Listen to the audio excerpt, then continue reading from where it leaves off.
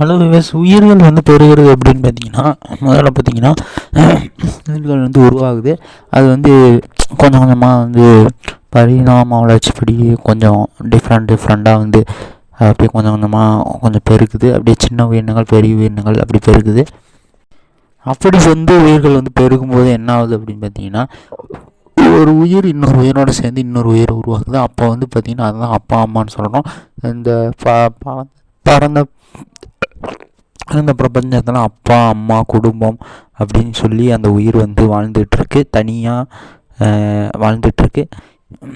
அதுதான் ரொம்ப நல்லது. அப்படி வாழ்கிறது தான் நல்லது. சும்மா பாருங்கள், இந்த ஏகாச்சக்கமான உயிரினங்கள் வாழ்ந்துட்டுருக்கு. இதில் ஆய் தந்த அந்த உயிரினம் அப்படின்னு சொல்லி கொஞ்சம் தனியாக வாழ்கிறது தான் நல்லது. கொஞ்சம் மற்ற உயிரினங்களோட கொஞ்சம் ரொம்ப தொடர்பு வைக்காமல் நிறைய உயிரினங்கள் பெருகாமல் அப்பா அம்மா உயிரினங்கள் அப்படின்னு வாழ்கிறது தான் நல்லது. இதில் வந்து பார்த்திங்கன்னா கிராஸ் அப்படின்னு சொல்லிட்டு ஒரு உயிரினம் இருக்குது.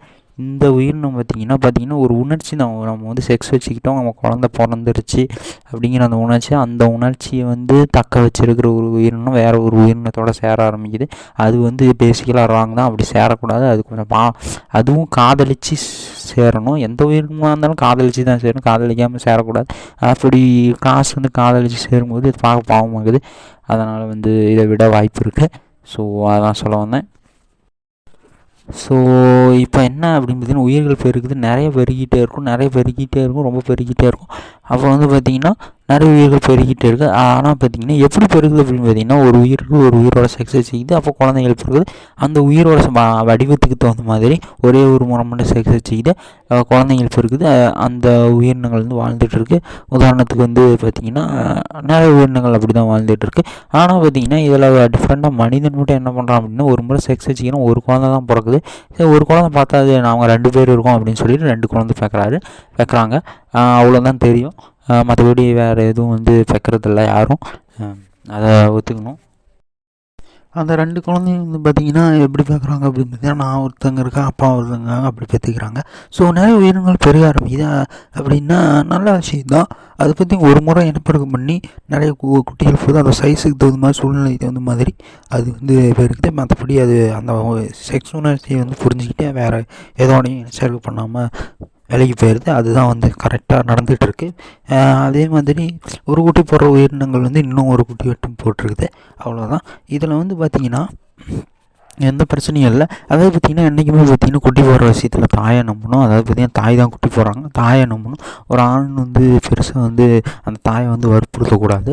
ஆண் வந்து என்ன பண்ணணும் அப்படின்னு பார்த்திங்கன்னா, நான் இருக்கேன், ஏன்னா நீங்கள் உங்களோட சேர்ந்து வாழணும்னு ஒரு ஆசையாக இருக்குன்னு சும்மா வந்து என்ன சொல்கிறது, சும்மா வந்து கேட்டு பார்க்கலாம், வற்புறுத்தக்கூடாது, ரொம்ப தொந்தரவு பண்ணக்கூடாது. தாயோட முடிவு தான்.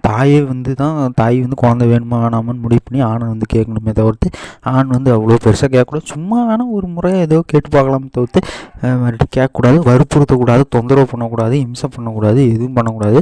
ரொம்ப பிரச்சனைலாம் பண்ணவே கூடாது. முக்கியமாக இம்சை அந்த மாதிரியான விஷயங்கள்லாம் பண்ணவே கூடாது.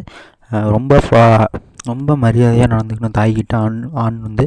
அப்போ தான் வந்து இந்த குடும்பம் வந்து சரியாக ப்ராசஸ் வந்து வேலை செய்யும். நம்ம லைஃப்பில் வந்து வாழணுன்னு லிவ் பண்ணணுன்னு நமக்கு ஆசை இருக்கும். அந்த மாதிரி தான் நம்ம பேபிஸ் பார்க்கணுன்னு ஆசை இருக்கும். அது எப்படி பார்க்கலாம் அப்படின்னு பார்த்தீங்கன்னா ஒன்றும் கிடையாது. பேபிஸ் நான் பார்க்கல அப்படின்னு கூட இருப்பாங்க.